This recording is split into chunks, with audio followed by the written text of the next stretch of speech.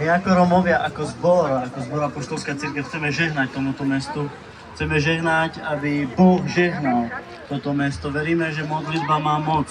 Má moc meniť, má moc chrániť. Tak preto aj dnes sa budeme modliť. Poďte so mnou, bratia, poďte so mnou, modlíme sa. Nechaj Duch Boží dnes pracuje medzi nami.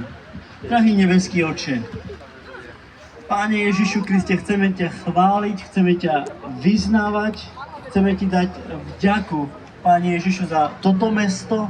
Modlíme sa, Páne Ježišu, za toto mesto. Modlíme sa, aby si chránil toto mesto od každého zlého. Modlíme sa, Páne Ježišu, aby tvoja ruka, Pane, žehnala toto mesto v každej oblasti.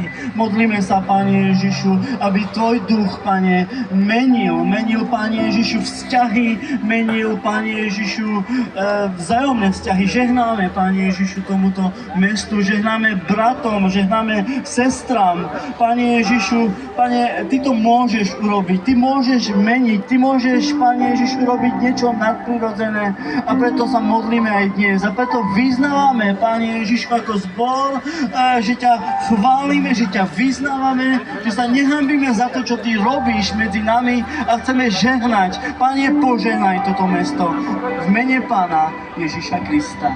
Amen. Amen.